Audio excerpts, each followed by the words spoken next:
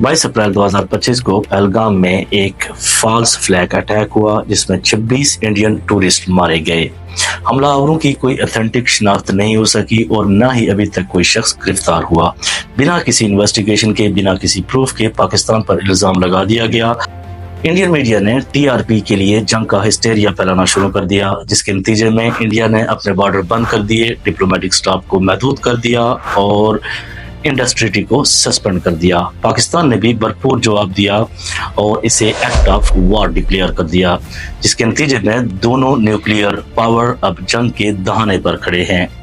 लेकिन जंग की सूरत में पाकिस्तान की इकॉनमी किस तरह और किस हद तक मुतासिर हो सकती है, किसकी मिलिट्री पेपर पर ज्यादा स्ट्रॉन्ग है और कौन से एलाइज किस मुल्क के साथ खड़े होंगे, इन सब पॉइंट्स पर डिस्कशन के लिए वीडियो के आखिर तक मेरे साथ रहिए। अस्सलाम वालेकुम दोस्तों, मैं हूं मोहम्मद आतिफ और आप देख रहे हैं फैक्ट्स विद आतिफ। जंग सिर्फ सोल्जर्स को नहीं, पूरी इकॉनमी को तबाह कर देती है। पाकिस्तान जो पहले ही मुश्किल में है, उसके लिए ये एक बहुत बड़ा डिजास्टर होगा। पेट्रोल और चीज़ों के दाम आसमान छू जाएंगे। ऑयल इंपोर्ट जो 80% बाहर से आता है बंद हो सकता है। कराची पोर्ट पर बमिंग का खतरा है। Global oil prices Ukraine war की तरह डबल या ट्रिपल हो जाएंगी। रोटी, आटा, चीनी और दूसरी अशिया खुर्दनोश के दाम इतने बढ़ जाएंगे कि लोग चीखने लगेंगे। रुपए की डिवैल्यूएशन हो जाएगी और $1 500 रुपये तक भी क्रॉस कर सकता है। इन्वेस्टर भाग जाएंगे, रुपया गिर जाएगा, फॉरेन रिजर्व्स 1 बिलियन से भी नीचे आ जाएंगे। 40% से ज्यादा लोग बेरोजगार हो सकते हैं। फैक्ट्रीज बंद और लूली लंगड़ी एक्सपोर्ट रुक जाएगी। करोड़ों लोग गरीबी में चले जाएंगे। अब देखते हैं कि नंबर के हिसाब से कौन पावरफुल है। अगर हम बात करें ट्रूप्स की, तो पाकिस्तान के पास इस वक्त तकरीबन 7 लाख के करीब एक्टिव ट्रूप्स मौजूद हैं, जबकि इंडिया के पास 15 लाख के करीब फौज मौजूद है। पाकिस्तान के पास 2600 से ज्यादा टैंक हैं, जबकि इसके मुकाबले में इंडिया के पास 4600 टैंक्स हैं। बात करें फाइटर जेट की, तो पाकिस्तान के पास लगभग 700 के करीब फाइटर जेट हैं, जबकि इंडिया के पास 1200 के करीब फाइटर जेट हैं। बात करें नेवल एसेट्स की, तो पाकिस्तान के पास इस वक्त 100 शिप और कोई एयरक्राफ्ट कैरियर मौजूद नहीं है, जबकि इंडिया के पास 150 शिप्स इंक्लूडिंग एयरक्राफ्ट कैरियर और न्यूक्लियर सबमरीन भी मौजूद है। न्यूक्लियर बम की बात करें तो पाकिस्तान के पास 170, जबकि भारत के पास 160 के करीब एटॉमिक बम मौजूद हैं। भारत के पास अगरचा ज्यादा आर्मी, ज्यादा टैंक और ज्यादा फाइटर जेट मौजूद हैं, लेकिन पाकिस्तान की आर्मी भी एक ट्रेन आर्मी है और इसमें एक बहुत बड़ा रोल हो सकता है ड्रोन्स टेक्नोलॉजी का। पाकिस्तान के पास भारत से ज्यादा मजबूत है। पाकिस्तान के पास तुर्की से हासिल किया गया बैरक्तार ड्रोन्स जो कि टेस्टेड है, उसको वॉर एक्सपीरियंस है और यूक्रेन वॉर में जो उसने तबाही मचाई है उसका भारत को भी खूब पता है और भारत के मीडिया में भी उसका खूब चर्चा है। दोस्तों, किसी भी जंग में दोस्तों का साथ बहुत ज़रूरी होता है, अलाइज का साथ बहुत ज़रूरी होता है, उसके बगैर जंगें नहीं लड़ी जाती। अब देखते हैं कि कौन से मुल्क किसके साथ खड़े होंगे।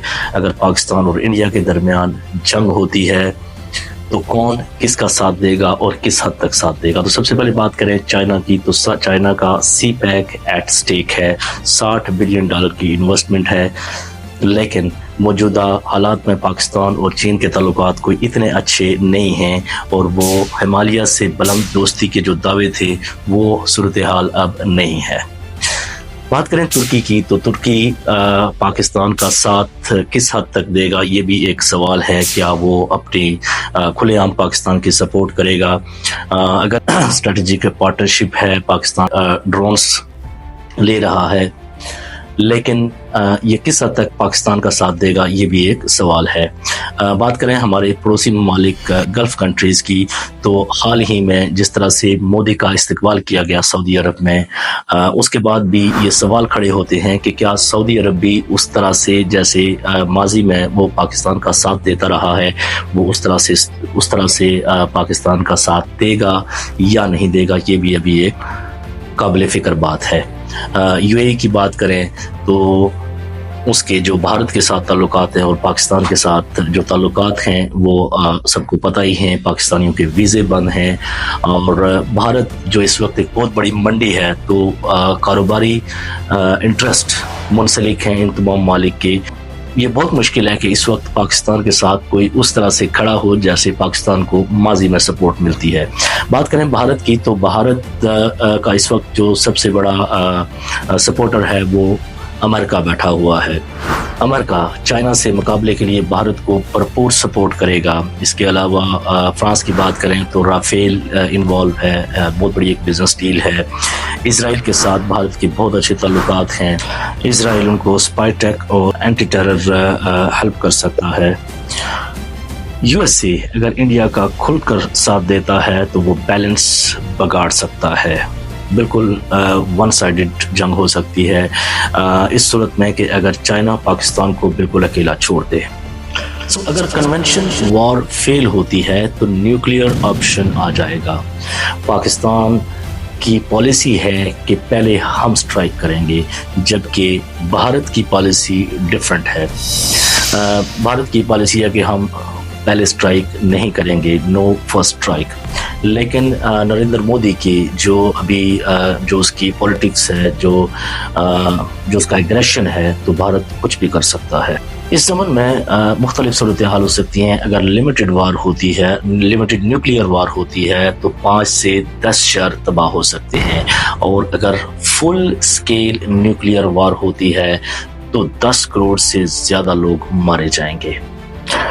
اس صورتحال میں دنیا کو بھی انٹرفیئر کرنا پڑے گا ورنہ سب ختم ہو جائے گا, اور یہ جنگ, اس کی تباہ کاریاں صرف پاکستان اور انڈیا تک محدود نہیں رہیں گی بلکہ یہ پوری دنیا میں پھیل جائیں گی. انڈیا پاکستان کی وار کا مطلب ہے کہ پاکستان کی اکانومی کی تباہی. نیوکلیئر وار کی صورت میں کروڑوں لوگوں کی زندگیاں ختم اور دنیا کا سب سے بڑا ڈیزاسٹر. ایک بات کلیئر ہے کہ نیوکلیئر وار میں کوئی بھی جیتنے والا نہیں ہوگا, صرف اور صرف تباہی ہوگی. دوستو, اگر آپ کو ویڈیو انفارمیٹیو لگی ہو تو اس کو لائک کریں, شیئر کریں اور چینل کو سبسکرائب کرنا ہرگز مت بھولیں.